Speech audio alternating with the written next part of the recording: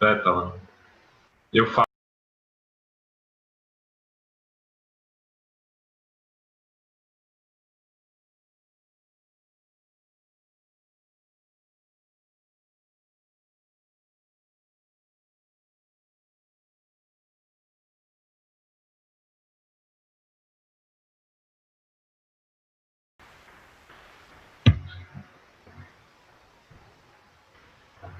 Ok. Boa tarde a todos e todas. Meu nome é Everton Brito, eu sou professor da UFRN, sou integrante do Núcleo de Estudos em Saúde Coletiva também da UFRN e estou junto com a professora Pétala Salvador, da Escola de Saúde da UFRN, coordenando o curso de especialização em saúde pública. Esse curso de especialização é um curso que conduzido, faz parte de um projeto maior, conduzido pela Rede Escola. Só um momento que eu estou com um problema técnico aqui, deixa eu só resolver aqui. Vamos lá, resolvido o problema. Então, esse curso ele faz parte de um projeto maior da Rede Escola, tá? Que tem a intenção de formar sanitaristas nos diversos estados do Brasil. Aqui no estado do Rio Grande do Norte, na UFRN, esse curso ele tem como base fundamental, como um dos fundamentos, a interprofissionalidade e a organização em rede. Para isso, hoje, nós estamos... eu gostaria de começar a nossa live agradecendo a presença da nossa convidada, a professora Heloísa Grelli, né, que gentilmente nos atendeu o convite diretamente de Lyon. Então, por isso que a gente está num horário que não é tão acessível para a maioria das pessoas, tá? E, Heloísa, é um prazer estar com você. Espero que a gente possa desenvolver uma conversa bem interessante, bem legal, né? Dizer para você que o nosso público são estudantes que são profissionais de saúde, tá? Dos diversos estados do Brasil, que compõem o curso de especialização promovido pela Rede Escola, tá? Então, dizer também para quem está nos assistindo que a forma de comunicação vai ser através do chat do YouTube, tá? Então, vocês se comunicam comigo e eu vou estar repassando as perguntas para a professora Heloíse e para o professor Marcelo Viana, né, que é o nosso mediador, tá? Que foi quem trouxe, quem convidou a professora, né? O professor Marcelo Viana é professor da Escola Multicamp de Ciências Médicas e é uma referência nacional no estudo da interprofissionalidade, tá? Então, queria agora deixar com você, Marcelo, o desenvolvimento da nossa live. Boa tarde a todos e todas que nos assistem. Obrigado, professor Everton, obrigado, professora Pétala, pelo suporte, pela organização e pelo apoio para que esse tema, né, integre aí, seja um dos princípios formativos do curso de especialização. Quero também agradecer à professora Heloísa Grelli, né? A professora Heloísa, ela é brasileira, ela fez doutorado na USP, né? Então é uma pessoa que é uma parceira nessa discussão.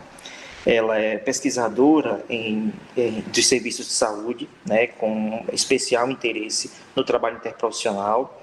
Fez o doutorado em ciências pela Universidade de São Paulo, né? E aí ela fez um período na Inglaterra. Ela tem pós-doutorado na temática de trabalho e educação interprofissional pela Universidade de São Paulo. A professora Heloísa teve o seu trabalho de doutorado premiado pela CAPES, né? Então acho que é uma pessoa que faz uma discussão que tem uma grande contribuição a dar com essa discussão, pela densidade teórico-conceitual que ela traz, né? Uma pessoa muito que tem uma grande contribuição, uma grande bagagem nesse tema.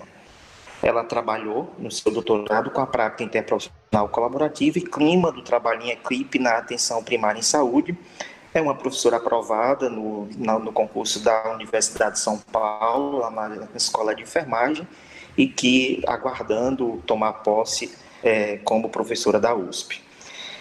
Para a gente, além do contato, além das parcerias na pesquisa e estudos, é uma grande amiga e é um motivo de muita alegria tê-la conosco aqui, e muitas pessoas estão aqui assistindo a fala da professora Elô, né, exatamente pela rede, também participa da Rede Brasileira de Educação e Trabalho Interprofissional em Saúde.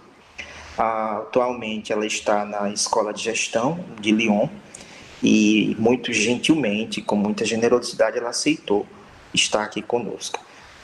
Professora Heloíse, muito obrigado pela sua disponibilidade. Você está há 4 horas na nossa frente, então já um pouco avançado o horário, e mesmo assim você não hesitou em nos apoiar, em nos prestigiar. Muito obrigado, quero registrar aqui a nossa felicidade, nossa alegria de estar com você hoje. Muito obrigado. E eu passo para você começar as suas considerações e a sua apresentação.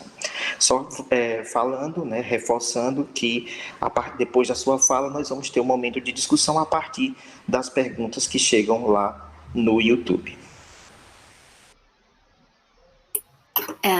Boa tarde, professor Everton, professora Pétala, professor Marcelo, muito obrigada pela apresentação generosa, elogiosa, e eu retribuo os mesmos elogios ao Marcelo. Marcelo, quando me convidou, ele disse que ia ser mais tarde, ia ser meia-noite aqui, eu falei, não tem problema, a gente vai fazer, porque essa discussão, além de ser muito rica, eu entendo o comprometimento da UFRN com essa proposta, e então é uma alegria para mim de estar aqui hoje com vocês. A minha participação, então, nessa videoconferência, nessa live, ela dialoga com o tema da prática interprofissional nesse contexto de enfrentamento da pandemia. Então, eu acho que eu preparei uma apresentação em 3 momentos. Primeiro, nós vamos olhar alguns conceitos do trabalho interprofissional.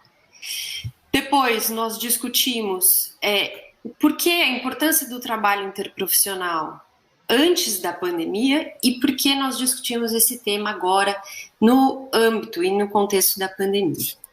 Então, pode passar, por favor, Marcelo. A primeira pergunta, e a pergunta que fundamenta a nossa discussão, é o que é o trabalho interprofissional?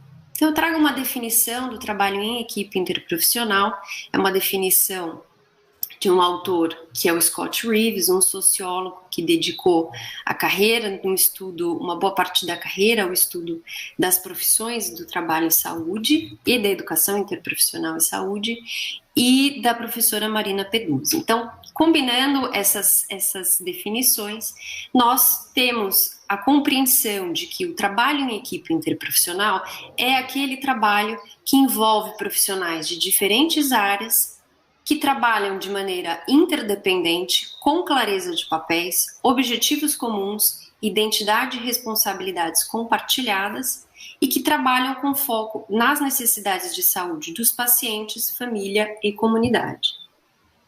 Essa forma de trabalho ela envolve respostas às necessidades imprevisíveis, urgentes e complexas. Então, o trabalho em equipe tem uma vasta literatura dizendo da importância do trabalho em equipe interprofissional para os serviços de saúde. E soma-se a essa discussão do trabalho em equipe em saúde a discussão de que existem também outras formas de trabalho interprofissional, igualmente importantes. Então, podemos passar, por favor?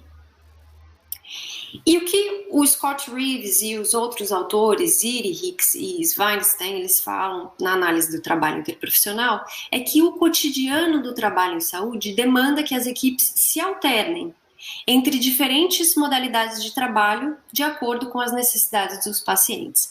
Então, que o trabalho em equipe, isoladamente, não irá responder todas as necessidades de saúde dos pacientes, famílias e comunidades. Por isso, a gente precisa alterar, as equipes precisam se alternar com essas diferentes modalidades. E que modalidades são essas? Pode passar, por favor?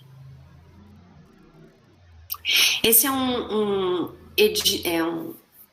editorial do Jornal de Cuidado Interprofissional, em que esses autores exatamente falam da importância de diferenciar os diferentes tipos de prática interprofissional, que são trabalho em equipe, colaboração, coordenação e redes. Então, eles criticam uma tendência que nós temos ao estudarmos a prática interprofissional em focarmos no trabalho em equipe e não nas demais formas, como as redes, a colaboração e a coordenação. Pode passar, por favor. Então, essa é uma figura do livro Trabalho em Equipe, Trabalho Interprofissional em Saúde, em que os autores apresentam essas modalidades de trabalho interprofissional. Então, para vocês entenderem o que representa essa figura, eles dizem que as diferentes modalidades de trabalho interprofissional, elas se diferenciam a partir de 6 elementos, que são eles: responsabilidades compartilhadas, objetivos comuns, identidade compartilhada, clareza de papéis, interdependência e integração. O trabalho em equipe, ele é essa menor esfera, essa esfera a primeira, porque é no trabalho em equipe em que se concentra o maior nível, ou em que se requer o maior nível de compartilhamento de identidade, de responsabilidades, de interdependência, de integração, de clareza de papéis e de objetivos comuns. Então, se você pensa no seu cotidiano de trabalho, você compartilha com a equipe uma identidade, você sabe que você pertence àquela equipe, quais as tarefas que os seus colegas de trabalho desempenham. Mas à medida que essa esfera vai se ampliando, então que a gente fala de colaboração, coordenação e redes, esses elementos que compõem o trabalho interprofissional, eles vão se flexibilizando. De modo que, quando nós falamos de redes de trabalho interprofissional, nós temos uma configuração onde não necessariamente você tem uma identidade compartilhada, mas que você trabalha junto em prol de um objetivo comum. Pode passar. Pode passar, por favor, Marcelo?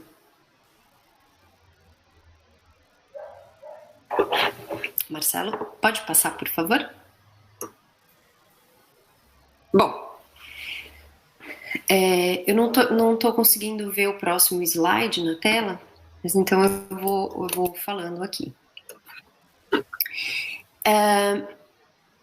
A primeira forma... Bom, então, a forma...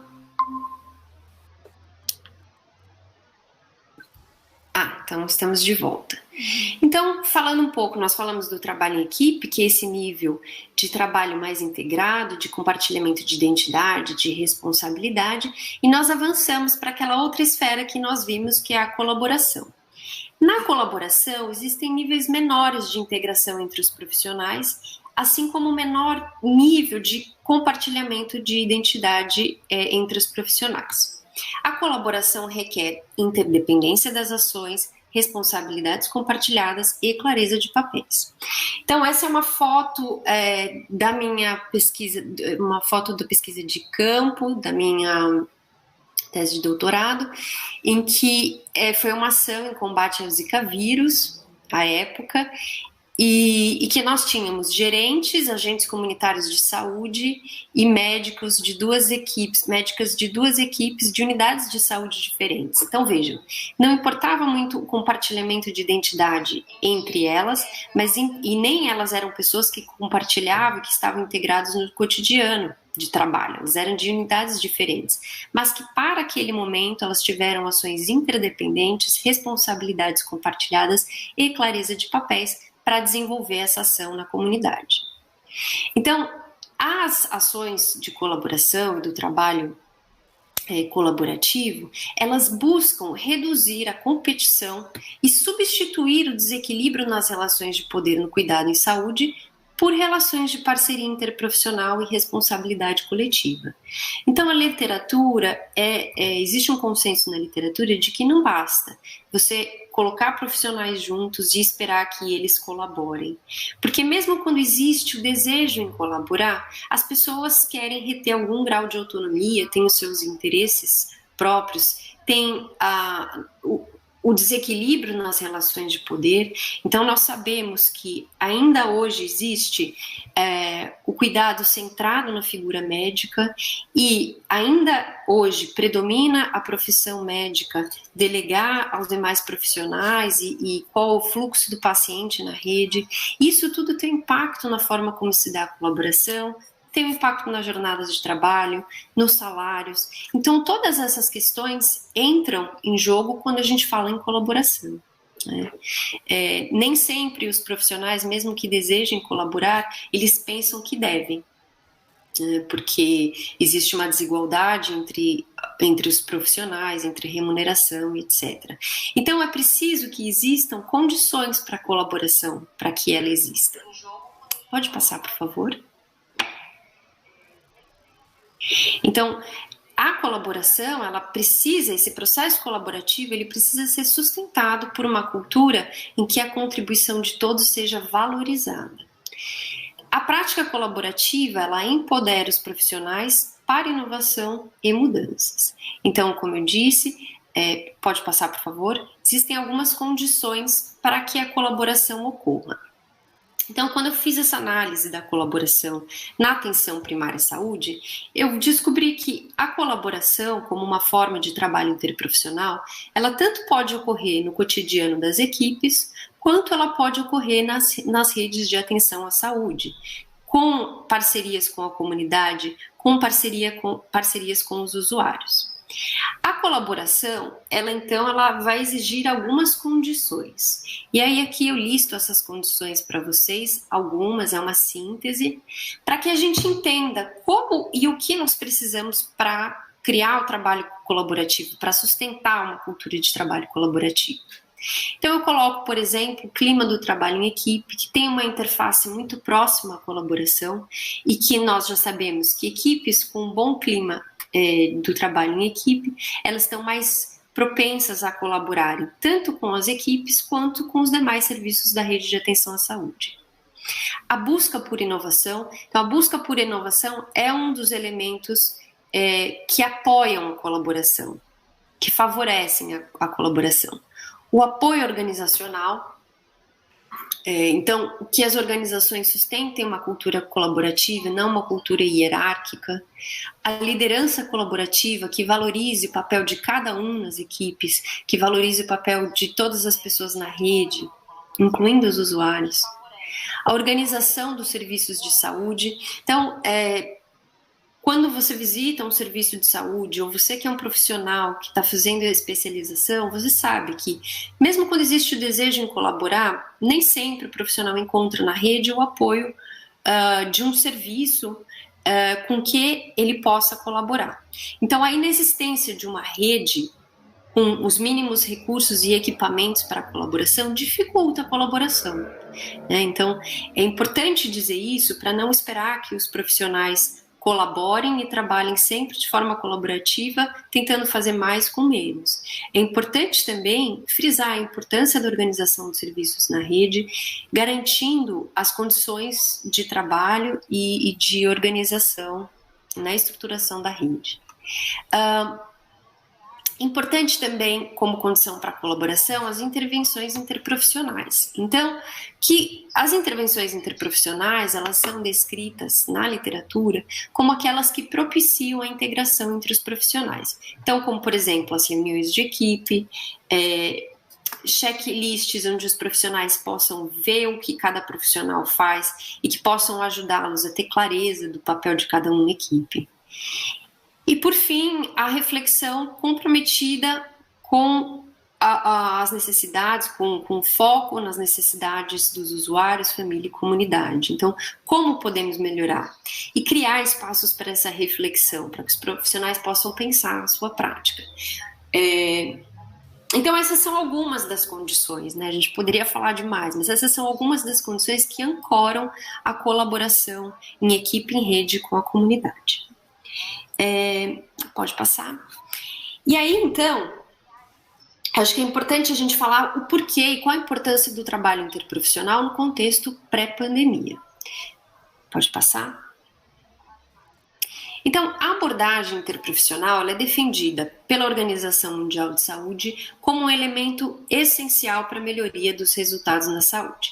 Essa figura que vocês estão vendo é uma figura do marco para a prática e educação interprofissional, para a prática colaborativa, e que defende a prática colaborativa com os profissionais, em parceria com os usuários, como condição fundamental para a melhoria nos cuidados da saúde. A abordagem interprofissional pelos centros de pesquisa em trabalho interprofissional, ela é colocada como um dos caminhos para que nós possamos ter novas configurações dos serviços. Então, para prevenir doenças, internações hospitalares e para reconfigurar os serviços de saúde com base na prevenção e promoção à saúde. E o objetivo triplo, que eu gostaria de dar destaque aqui. Então, a literatura já mostrava no contexto pré-pandemia que a prática interprofissional ela é fundamental para que nós possamos atingir o objetivo triplo, que é qualidade, custo-efetividade e experiência. Então, eu vou falar um pouquinho mais do objetivo triplo para que a gente entenda a importância do trabalho interprofissional para o alcance desse objetivo. Primeiro, é importante, pode passar, por favor, a gente entender a relação entre qualidade dos serviços e segurança. E essa é uma relação muito marcante. Eu quero dar destaque aqui a uma publicação. Essa é uma publicação do fim da década de 90, mas que é um marco quando a gente fala em qualidade e segurança do cuidado, porque foi uma publicação, e é ainda hoje muito citada, fazendo uma estimativa do número de mortes anuais nos Estados Unidos devido a eventos adversos. Então, na época, estimou-se que esse número era em cerca de 44 mil a 98 mil mortes anuais nos Estados Unidos devido a eventos adversos. Pode passar. Os estudos mais atuais mostram que esse número ele passa, né, ele quase quadriplica. Então, atualmente, esse número é em torno de 210 a 400 mil óbitos por ano, devido a eventos adversos. Então, essa é a terceira causa de morte nos Estados Unidos, atualmente. Então, atrás só de doenças cardiovasculares e câncer. Quando esses estudos, e eu deixei aqui as referências para vocês, quando esses estudos foram investigar esses eventos adversos, eles encontraram alguns elementos comuns, que eram a comunicação inadequada entre os profissionais e problemas na coordenação do cuidado. Então, eles encontraram elementos que possibilitavam ver uma fragmentação na coordenação do cuidado. Se a gente pensa um pouco no Brasil, pode passar. Esse é um dado que foi publicado na mídia, parece até um pouco alarmista, mas infelizmente não uma fake news. A cada 5 minutos, 3 brasileiros morrem em hospitais por falhas. Esse é um dado do Instituto de Estudos de Saúde Suplementar, em parceria com a Universidade Federal de Minas Gerais, e o que eles verificaram foi que no Brasil, apenas no ano de 2016, houve o falecimento de 610 mil brasileiros em hospitais públicos ou privados como consequência de um evento adverso. Pode passar, por favor? É um número que choca, e se a gente volta ao elemento da comunicação, como eu havia falado a vocês, a comunicação ela é um componente intrínseco ao trabalho interprofissional. Uma vez que os profissionais de diferentes áreas, eles precisam se colocar de acordo com o plano de ação que existe para executar o cuidado e a atenção à saúde. Então vejam, o trabalho interprofissional com a comunicação como um componente intrínseco a esse trabalho, ele é fundamental para a garantia da segurança e qualidade do cuidado. E essa é a primeira justificativa que a gente tem para o trabalho interprofissional. Essa é uma das justificativas. E pensando na qualidade do cuidado. Pode passar, por favor. O segundo elemento é o custo-efetividade. Então, nós precisamos do trabalho interprofissional para que a assistência à saúde seja custo efetiva. E aí essa é uma publicação que vocês estão vendo, a capa de uma publicação da Organização Mundial de Saúde do ano de 2018, em que eles fizeram uma análise das tendências globais em gastos com a saúde.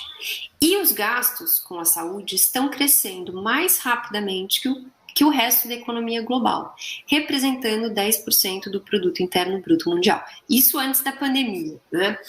Então vejam, esse gasto, ele não estava, embora seja um gasto, já fosse um gasto crescente, não refletia a melhoria na qualidade do cuidado. Então, quando a gente fala em custo-efetividade, a gente fala em como nós podemos ter um trabalho integrado para evitar a duplicação de tarefas, então, profissionais executando exatamente a mesma tarefa, ou profissionais pedindo a realização de procedimentos desnecessários por falta de integração entre os profissionais e suas equipes. Então, quando eu falo aqui do trabalho interprofissional para custo-efetividade, não é para dizer que nós precisamos colaborar para fazer mais com menos. É para dizer que nós precisamos sim dos recursos que precisamos e de financiamento para a saúde, mas que o trabalho interprofissional pode otimizar o que nós temos. Pode passar, por favor? Então, interprofissional sim, precarização não. E aí eu busquei publicações mesmo de antes da pandemia, essa é de 2016, quando nós começamos a ter os cortes na saúde, cortes importantes, e que já dizia, né, os cortes na saúde e a instabilidade política já estavam exacerbando os problemas de saúde pública do Brasil. Então, eu estou falando de 2016. Né? Pode passar, por favor. E a terceira justificativa para o trabalho interprofissional é a experiência do cuidado, para os usuários, claro, mas também para os profissionais. Então, esse é um dado, né, do clima de equipe, que o clima de equipe é um preditor de satisfação no trabalho. Qual a importância desse achado, né? Que o clima de equipe, como eu disse a vocês antes, ele tem uma interface muito próxima com o trabalho colaborativo, trabalho interprofissional colaborativo. E quando nós temos um bom clima de equipe, nós temos pessoas mais satisfeitas no trabalho. Então a gente pode sim traçar uma relação empírica e conceitual entre clima de equipe e prática colaborativa, e nessas equipes, com melhor clima e colaboração, os profissionais se apresentam mais satisfeitos com o trabalho. Então vejam, a experiência do cuidado, do trabalho, ela é mais prazerosa para esses profissionais. Então nós temos esses três objetivos: qualidade, segurança, custo-efetividade e a experiência no cuidado. E a literatura argumenta, pode passar por favor, a existência de um quarto objetivo que possa ser atingido com o trabalho interprofissional. Então, o que esse artigo mostra? Né? Por que eu trouxe esse artigo para dar destaque a vocês? Porque os autores discutem a hipótese de que o trabalho interprofissional pode estar relacionado à diminuição do risco para o burnout, que é o esgotamento do trabalhador. Então, eles colocam o trabalho interprofissional como um resultado, né? Eles colocam o trabalho interprofissional com a sua relação e uma interface com o bem-estar do profissional. Então, trabalho interprofissional e bem-estar profissional. E esse seria o quarto objetivo. Né? Então, nós temos 4 objetivos importantes, além, lógico, do cuidado integrado, que são essa qualidade, custo-efetividade, bem-estar do profissional e a experiência do cuidado. Muito bem. Então, entendendo esses objetivos pré-pandemia, nós temos aí algumas justificativas, além das evidências da efetividade do trabalho interprofissional para responder às necessidades de saúde dos pacientes, família e comunidade. E como que é isso hoje em dia, né, com esse contexto de pandemia? Pode passar, por favor? Então vamos falar um pouquinho do enfrentamento da pandemia. E eu acho que é importante, antes da gente entrar no tema da pandemia, a gente entender como que estava o Brasil antes da pandemia, né? E eu deixo aqui também uma outra referência para vocês, que é sobre o Covid-19 e o impacto social, o impacto dos determinantes sociais do processo de saúde e doença. E é uma publicação que fala, então, de como a pandemia tem ocorrido de forma diferente para as pessoas a partir das suas condições e dos determinantes de saúde e doença. Então, vamos entender que Brasil é esse antes da pandemia. Como que estava esse país? Pode passar, por favor? Eu selecionei aqui alguns elementos que mostram a desigualdade social antes da pandemia.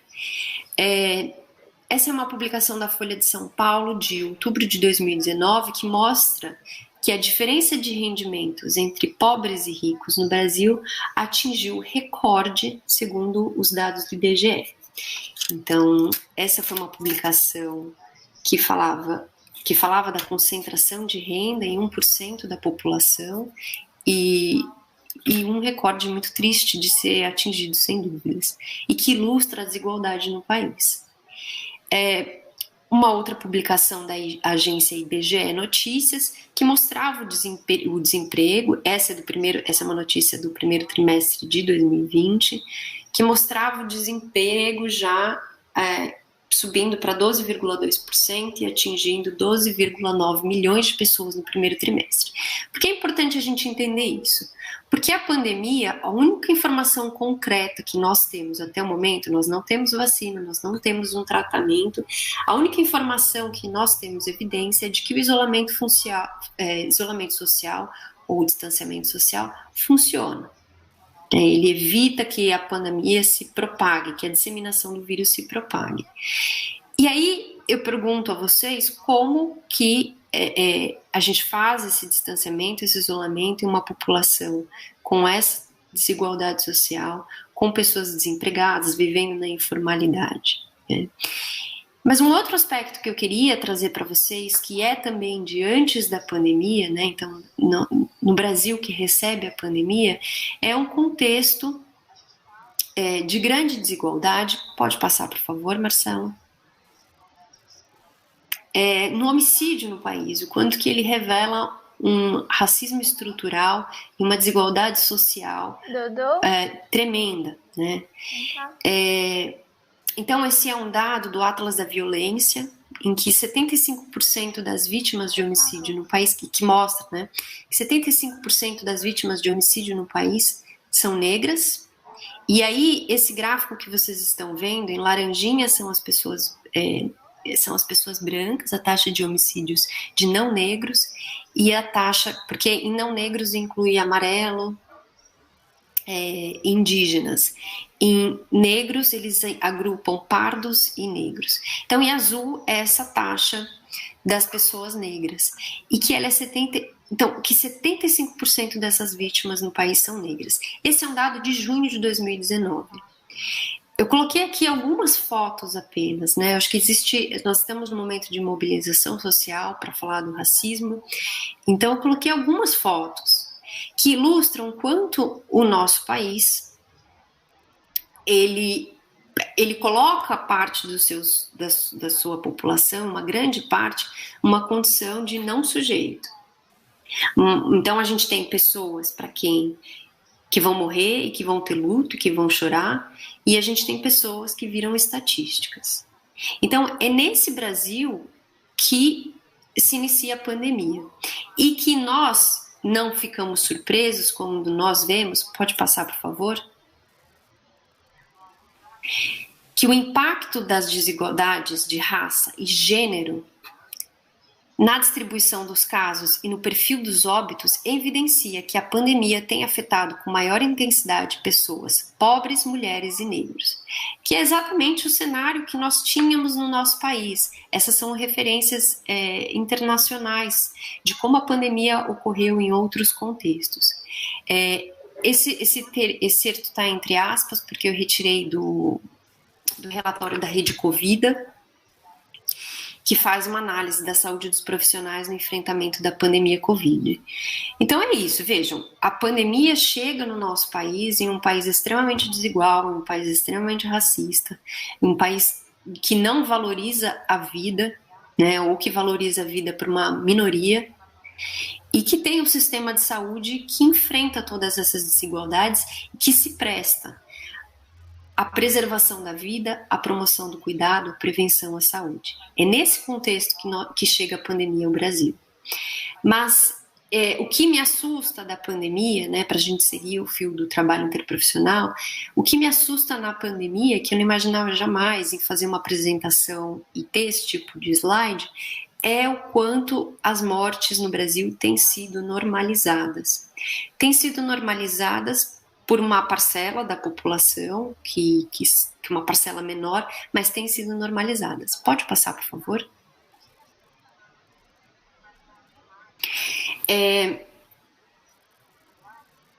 Pode passar, por favor? Já vou voltar essa figura. Pode passar, por favor? Então, essa normalização da morte,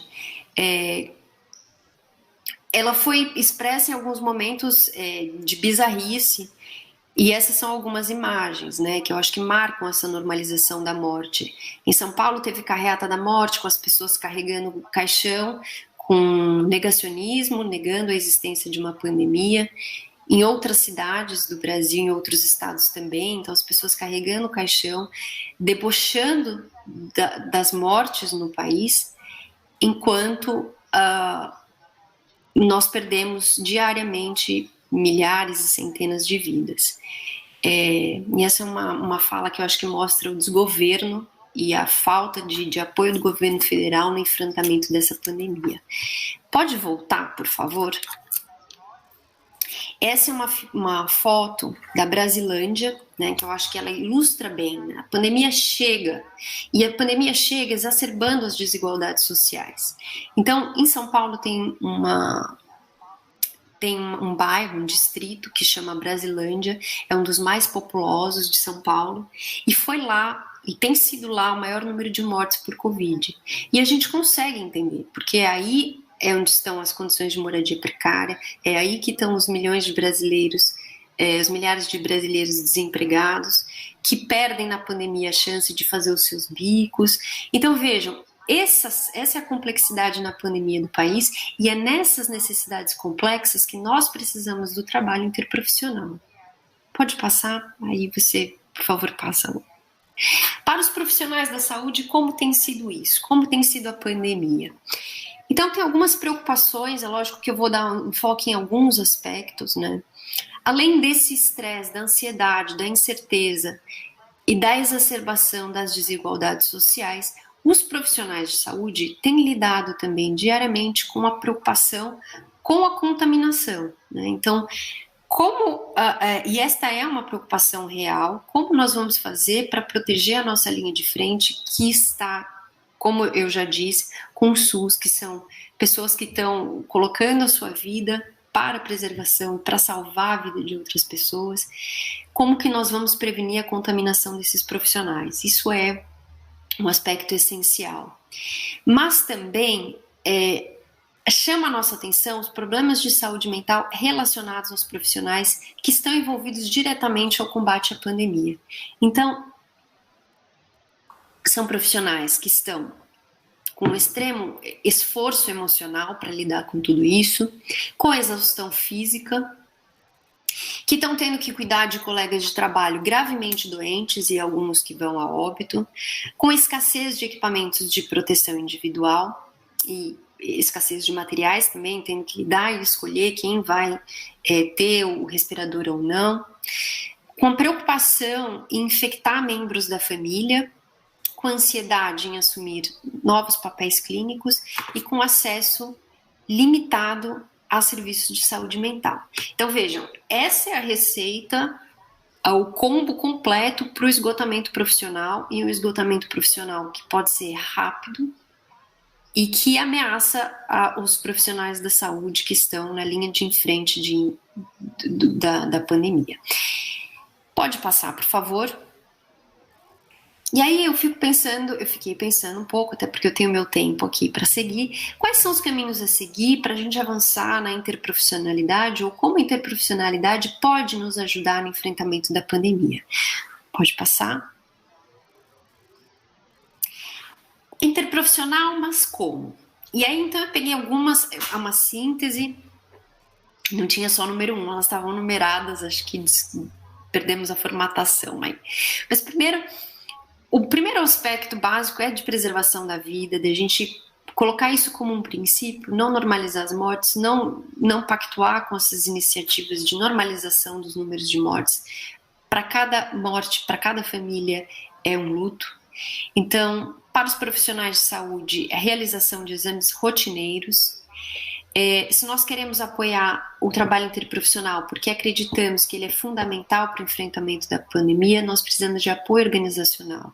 E aí, uma das recomendações de estudos da China, né, onde que esse processo se iniciou, é a reorganização do processo de trabalho dos profissionais com redução das jornadas de trabalho. Então, o que esses autores contam como experiência exitosa foi a redução da jornada de trabalho para 6 horas, com 1 hora de overlap entre os profissionais. Então, durante 1 hora, os profissionais eles iriam trabalhar juntos, né? Então eles trabalhavam juntos para tarefas que eram difíceis durante a pandemia de serem executadas de forma individual. E o que eles observaram é que não era uma passagem de plantão, era 1 hora de trabalho colaborativo.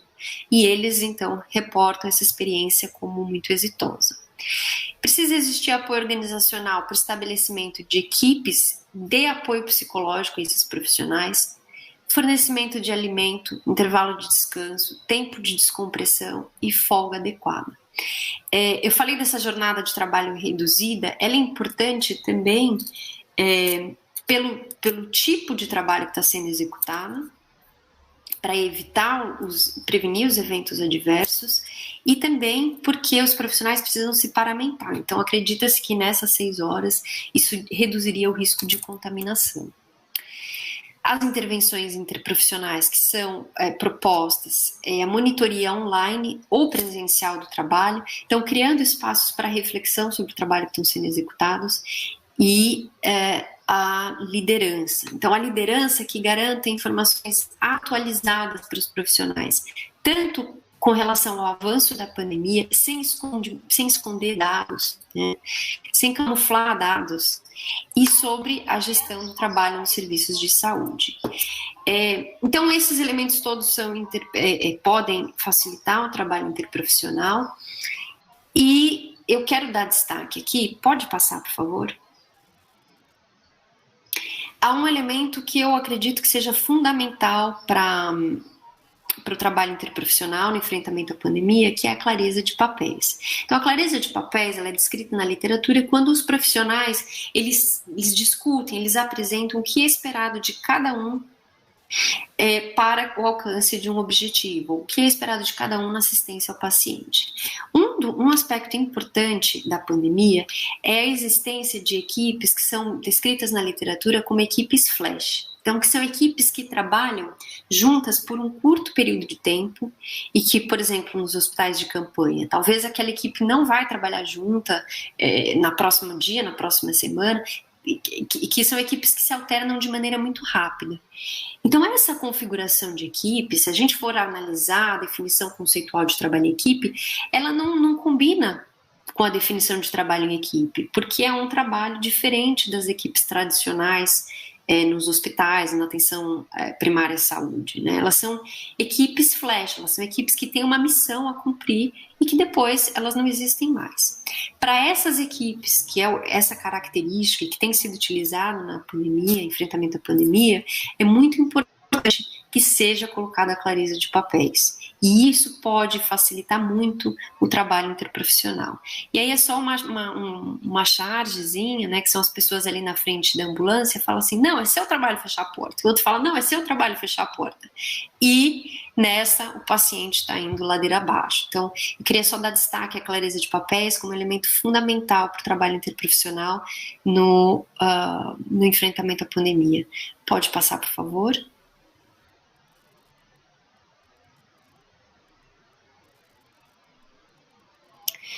E um outro caminho a seguir é a educação interprofissional. Então, eu acredito que a educação interprofissional, enquanto proposta ou estilo de educação, em que os membros profissionais de saúde aprendem em conjunto, de forma interativa, com o propósito explícito de melhorar a prática colaborativa, ela é fundamental agora nesse contexto. Então, ela já era fundamental para preparar os profissionais, mas ela é importante agora também, para a gente aprender com as experiências exitosas ou que não foram exitosas e como a gente vai avançar nas respostas ao Covid-19. Então, o que a gente já sabe de educação, o que a gente tem de relatos na literatura? Pode passar, por favor? Que a educação interprofissional, né, essas são algumas estratégias que foram adotadas no enfrentamento à pandemia do Covid-19, que é a formação de multiplicadores para a qualificação das equipes, o uso de simulação como estratégia de qualificação de equipes hospitalares e o uso de tecnologias digitais para promover a integração entre os profissionais na educação interprofissional. Pode passar. E eu acho, então, que a minha mensagem principal é que o trabalho interprofissional, a educação interprofissional, a gente passa por um momento em que a prioridade agora é a defesa da vida, é a defesa da não aceitação às mortes evitáveis, a não aceitação ao que tem acontecido no país, de nós não termos acesso aos dados, do desgoverno, a falta de apoio aos profissionais de saúde. O trabalho interprofissional, lembra que a gente fala lá no primeiro slide, ele tem foco nas necessidades de saúde dos usuários, família e comunidade. Que necessidades são essas que nós estamos enfrentando no contexto da pandemia, em que esses números têm sido escancarados e a vida segue normalmente, né? Então, é esse momento, é o nosso momento de mobilização em defesa da vida. E aí tem algumas iniciativas, como o da Abrasco, a Marcha pela Vida, que a gente mostre a nossa indignação, que seja ela no sofá de casa, mas o que a gente não pode fazer é aceitar o que tem acontecido. Né? O SUS tem feito tudo o possível, avançando na estrutura das equipes para responder aos desafios que têm sido colocados, e a nossa postura tem que ser uma postura de indignação, de trabalho juntos, nós de diferentes áreas, para responder isso tudo. Então, fechando no meu último minuto aqui da apresentação, pode passar, por favor, algumas considerações finais. Que o cotidiano do trabalho em saúde, ele demanda que as equipes se alternem entre as diferentes modalidades de trabalho interprofissional de acordo com as necessidades dos pacientes, que o trabalho interprofissional ele contribui para o alcance do objetivo quádruplo, então de qualidade e segurança do cuidado, custo-efetividade, experiência do cuidado e bem-estar profissional, e que a prática interprofissional na pandemia requer apoio organizacional e intervenções interprofissionais.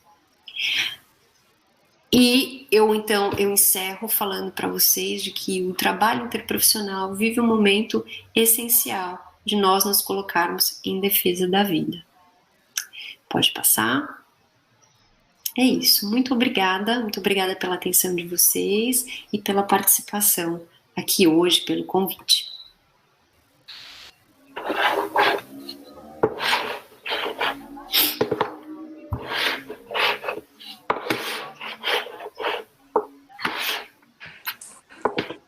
Oi, Elô, e todas que estão nos assistindo. Eu fico muito feliz, né, com a sua fala, novamente agradecer a sua exposição, né, a sua preocupação. Chega até aqui, professora Heloíse, alguns comentários, né, algumas perguntas, muitos elogios de pessoas que conhecem você aqui no Brasil, e aí eu acho que é importante a gente citar aqui alguns nomes, né, que mandam os elogios e agradecem pelas suas contribuições. E aí quem traz uma fala no sentido de agradecer essas contribuições é a professora Ramona, né, que agradece, sempre muito bom ouvi-la, e aí você traz uma fala muito clara e esclarecedora, a professora Ramona, que é da Universidade Federal do Rio Grande do Sul, a professora Andresa Carini, que é da Estadual do Rio Grande do Norte, também agradece as suas excelentes reflexões. E aí nós temos aqui a professora Grácia de Miranda. Percebo pelas mensagens que muitos participantes do PET Saúde e Interprofissionalidade estão assistindo, né? E aí a professora Grácia faz um comentário pela sua excelente reflexão, né, inclusive sobre a interprofissionalidade na perspectiva da preservação da vida e o cuidado de pessoas, grupos e comunidade. E aí a professora ainda coloca que ficou muito feliz com a sua fala, que traz com muita clareza a preocupação com a amorosidade e felicidade do trabalho em equipe. Então, acho que bom você trazer isso. A professora Fernanda, ela também coloca que aí traz algumas questões e que são importantes. Também sobre o PET, o professor Otacílio, lá do Piauí, também coloca a importância do PET, a importância de que essas questões que envolvem o país, as questões políticas, que também comecem a entrar na agenda política, né, na agenda de discussões do PET. Quem manda também, parabeniza você, é uma pessoa que eu acho que você conhece, a professora Marina Peduzzi, né? A professora Marina Peduzzi foi a orientadora de Heloíse e manda os parabéns para ela, um abraço também para a professora Marina.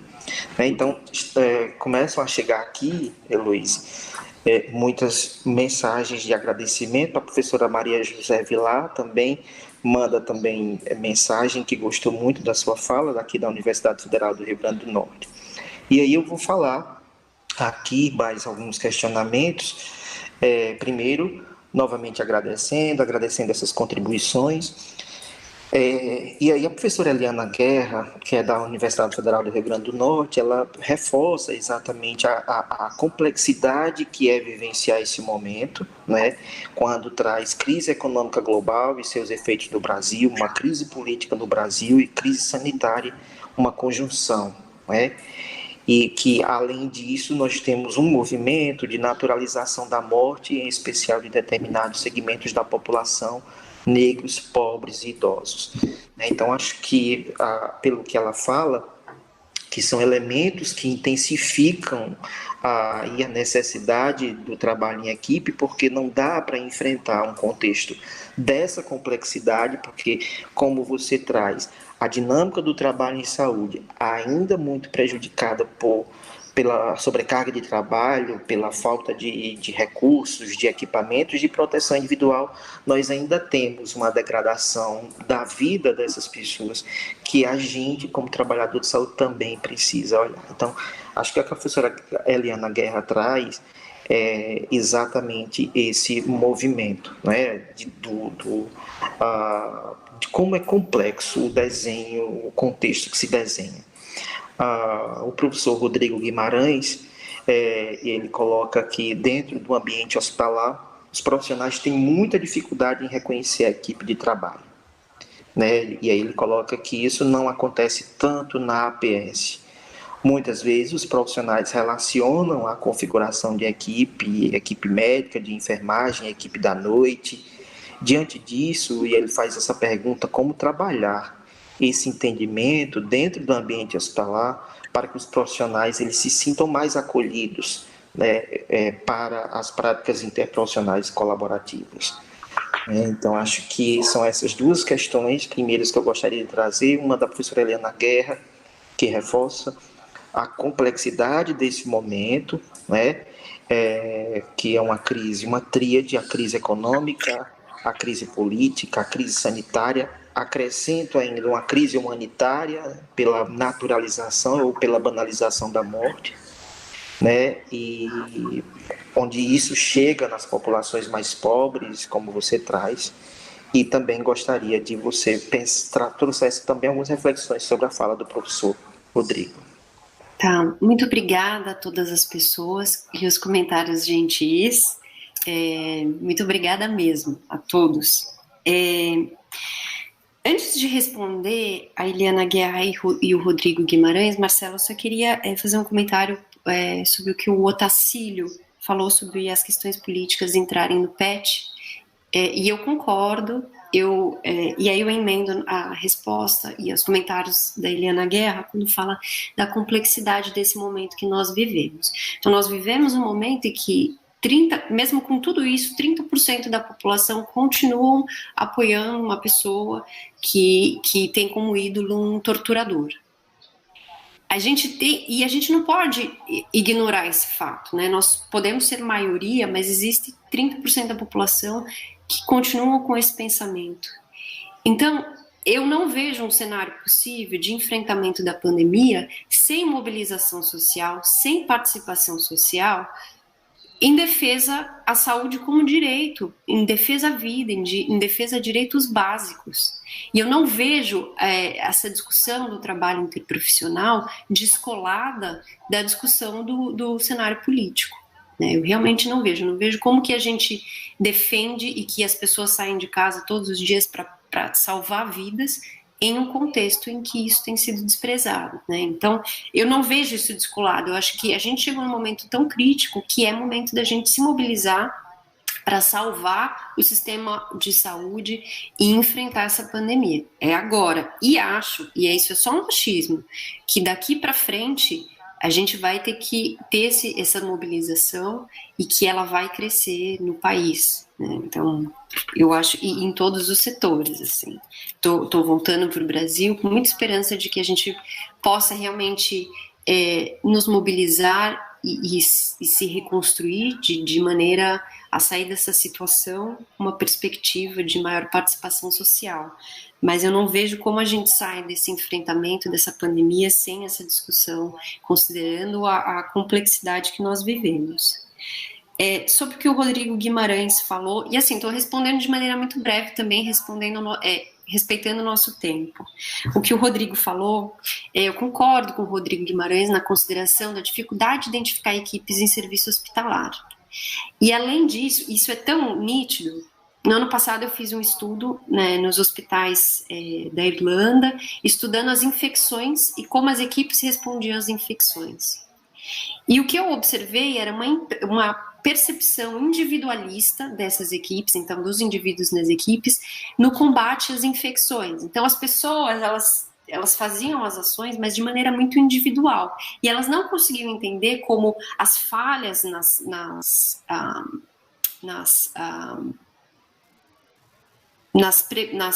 eu esqueci a palavra, no cumprimento as normas de prevenção, o quanto as falhas individuais impactariam no coletivo do hospital, das equipes. Então eles não conseguiam, era uma percepção muito individualista. Mas aí, Rodrigo, é o que eu falei para você das equipes, que são essas equipes flash, que trabalham em ritmo mais curto, e também das demais formas de trabalho interprofissional. Se a gente não tem um arranjo de equipe tão claro, né, ou que você trabalha com equipes de alta rotatividade, tem alguns elementos fundamentais. É tornar claro o que é a função de cada um e abrir espaços para essas pessoas, espaços de reflexão. Se isso não é suficiente, eu acredito, claro que não tem uma fórmula única, eu acredito que investir em outras formas mais flexíveis de trabalho interprofissional. Então, começar falando como que você pode colaborar para o trabalho do outro, como que dentro do hospital podem existir redes de prevenção e redes do hospital com outros serviços para aspectos específicos. Então, eu acho que é mostrar a integração do trabalho interprofissional, mostrar como esses trabalhos estão costurados ou que devem estar costurados entre as diferentes equipes e entre os diferentes serviços. Não sei se fica claro isso, mas eu acho que a gente dissolvendo as formas de trabalho interprofissional pode ser uma das formas de mobilizar para a colaboração. Obrigado, professora Heloíse. Carol Linhares, eu vou só trazer mais alguns comentários ou perguntas, né? ela reforça a importância da sua fala e diz que a pandemia, ela, sobretudo, desnuda, escancara, né, conseguiu desnudar, escancarar essa desigualdade social de origem histórica e política e que atende ao mercado ou ao modelo econômico defendido pelas elites.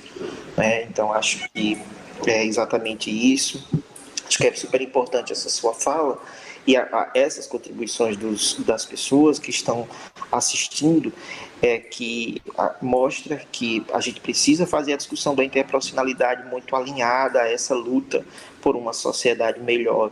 Eu acho que a sua fala conseguiu fazer essa provocação, né?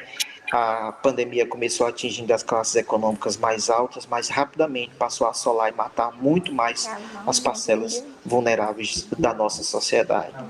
Então, e aí eu acho que a gente precisa, sim, ter um papel ou reforçar a nossa responsabilidade, como você muito bem coloca.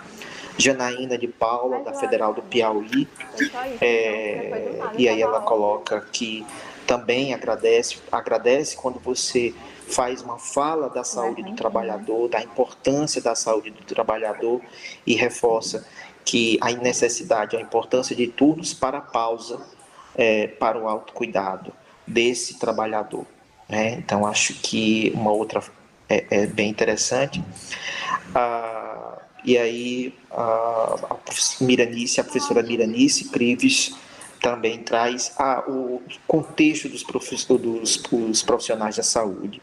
Estão no limite físico e mental na pandemia, se sentem quase abandonados pela gestão, sem EPIs suficientes e qualidade, sem apoio psicológico, né? Enfim. Então, acho que a gente tem toda essa complexidade, mas a gente precisa também como criar estratégias para assegurar a saúde desses trabalhadores.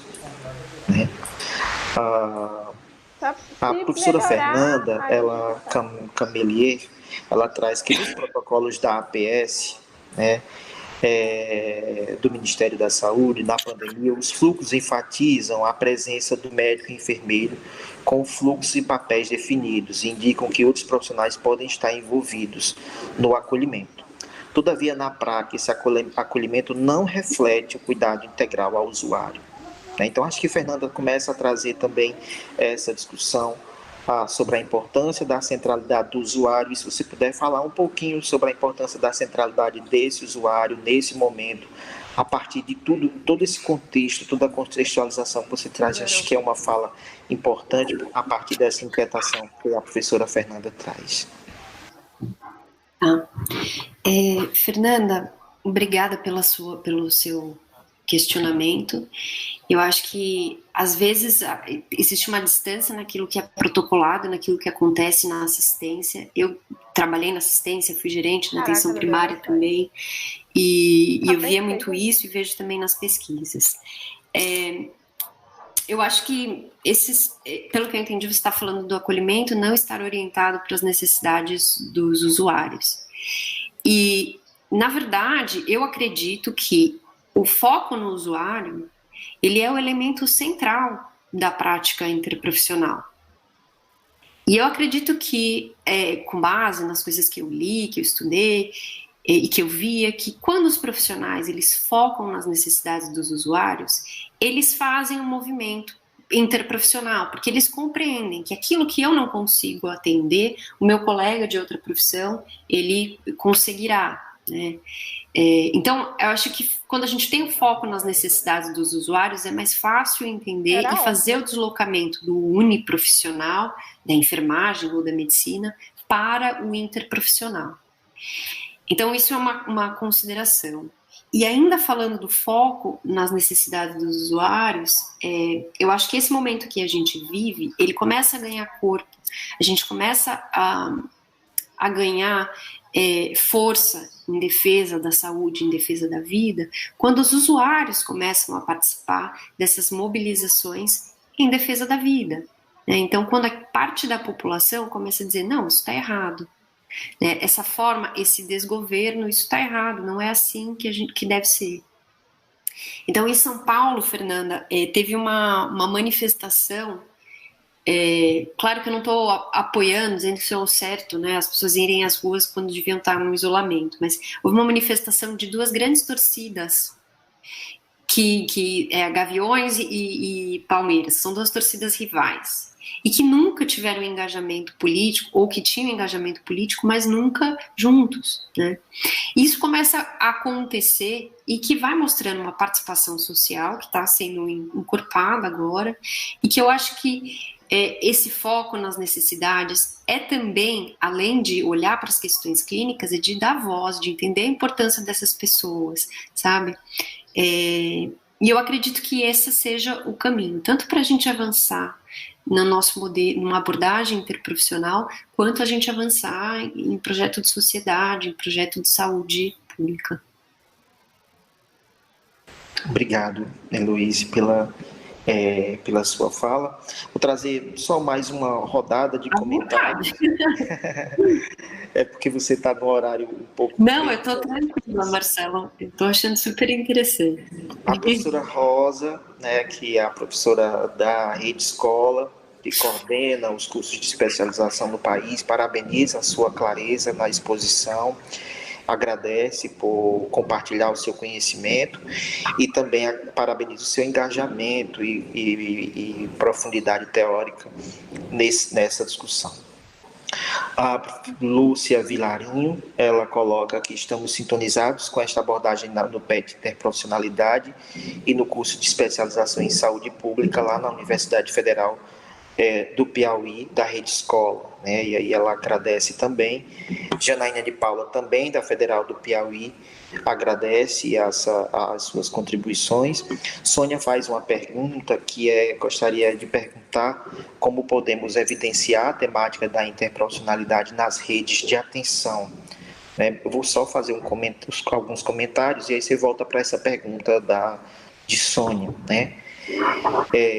Grácia, ela reforça. Isabelle, a naturalização da morte assusta porque ela tem acontecido não apenas com a morte e vida, mas com as más condições de trabalho, com a banalização do adoecer, e caminhamos para um processo preocupante de desumanização, né? Essa é a fala de Isabelle Guedes.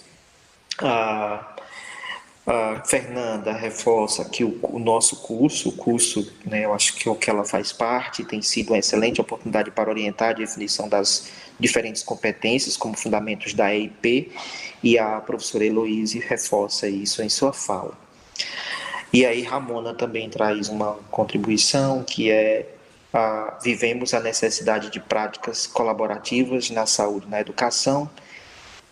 Ivana Fernandes, que é da Secretaria de Estado da Saúde do Rio Grande do Norte, ela fala que, infelizmente, a pandemia fez transparecer muitas fragilidades, inclusive que os interesses e olhares das gestões estão muito mais direcionados ao jogo político, né? Então, acho que é isso, de uma forma geral. Deixa eu ver, tem uma outra pergunta aqui, começam a chegar muitas perguntas, mas eu vou trazer... Travou. Não tô te ouvindo, Marcelo. Voltou? Voltou. Pronto. A Grácia coloca como pensar a interprofissionalidade na pandemia junto aos trabalhadores técnicos de nível médio, ACS, ACE, que estão todos os dias nos territórios desprotegidos e bem vulneráveis, né? Então, acho que... E para finalizar, uma pergunta que é de Eimad, que coloca qual o papel dos conselhos regionais e federativos dos profissionais de saúde em frente à pandemia em relação à falta de qualidade do trabalho, né? E aí ela vê o descaso e a falta de respeito com os profissionais. Então, acho que são essas 3 perguntas para finalizar a nossa conversa de hoje, né? Então... Eu não sei se eu tenho respostas para essas perguntas. Eu vou falar o que eu acredito que como ressoa assim para mim. Como evidenciar a interprofissionalidade nas redes, que é o que a Sônia fala. A rede é a interprofissionalidade, né? A rede é uma forma de interprofissionalidade. Eu acho que talvez a gente só esteja não chamando do nome, mas quando a gente fortalece a rede de atenção à saúde, nós estamos fortalecendo o trabalho interprofissional. Então, eu acho que a reflexão é essa, né, Sônia? Assim, como que essas coisas elas estão articuladas, né? Talvez a gente não assuma. Acho que o passo a fazer, como evidenciar essa interprofissionalidade, é exatamente usando os elementos que nós temos teóricos, usando esses componentes que também são importantes, né? A teoria tem que caminhar junto com a prática e a gente dizer, né? O trabalho em rede é trabalho interprofissional. Que a Ivana falou dos técnicos, dos agentes comunitários, super importante, é a Graça, desculpa. Foi a Graça ou a Ivana? Não me lembro, acho que é a Graça. Fala dos técnicos e dos agentes e como engajá-los no movimento interprofissional. Eu acho que tem uma questão de poder e tem uma questão dessas relações de poder nas equipes, mas nesse momento, Graça, eu entendo que as mesmas recomendações para enfermeiros e para os técnicos, eles também estão no enfrentamento como os demais profissionais. Né? Então, acho que são as mesmas recomendações, aquelas que a gente falou, do engajamento, de respeitar os profissionais, as folgas, fornecer EPI e tudo mais. E o que o Eimeds, me desculpe se eu estou pronunciando errado o seu nome, fala dos conselhos regionais, fundamental esse comentário sobre os conselhos regionais, porque o papel dos conselhos agora é defender os profissionais e condições de trabalho. Então, e isso considerando as diferenças que existem no país. Então, os conselhos regionais agora têm um papel de defesa profissional imenso. Né, de dizer, olha, sim, e aí eu faço um comentário muito legal, tem o Bansky fazendo pintura da enfermeira como heroína, é muito legal as pessoas aplaudirem, né, aqui 8 horas da noite todo mundo aplaudia, os profissionais, isso tudo é muito legal, mas a gente quer reconhecimento com aumento salarial, com condição de trabalho, com EPI, e é isso que os conselhos, nesse sentido que os conselhos podem contribuir nesse momento.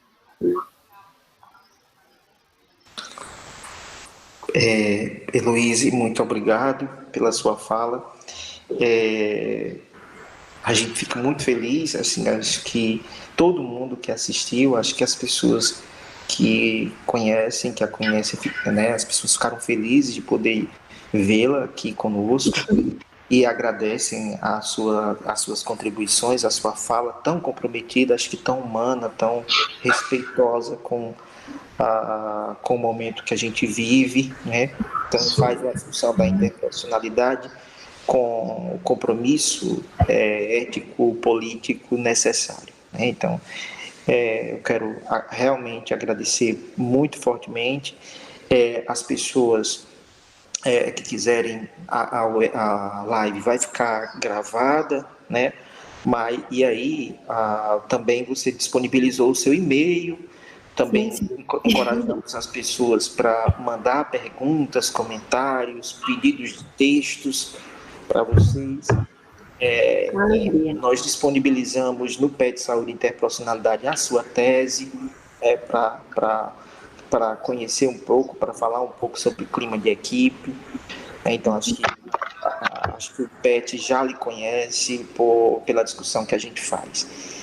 Então, eu sou muito grato, estamos todos muito gratos e felizes, esperando que você e sua família estejam e continuem bem, esperando que você volte aqui para o Brasil logo, para a gente se encontrar e fazer uma discussão como essa em outras oportunidades. Um grande abraço e aí eu passo para finalizar para o professor Everton. Um grande abraço. Vou colocar no mudo, então, né? Vou colocar no mudo. Então, finalizando, né, nossa live com uma grande audiência, dizer para você, Luísa, que tivemos uma participação, uma média de 150 pessoas participando, pessoas de todo o Brasil, como já era esperado, vários PET interprofissionalidade, professores e discentes, técnicos das secretarias de Estado, estudantes dos cursos de especialização da Rede Escola. Então, a nossa gratidão a você por compartilhar, né, compartilhar tanto conhecimento, conosco nesse momento tão complexo, né? E parabéns pelo engajamento político, por trazer essa fala, né, que é essencial que a gente, nesse momento, não dissocie a questão política das outras questões, né? Afinal de contas, a saúde é uma questão, é uma política, é uma questão de política.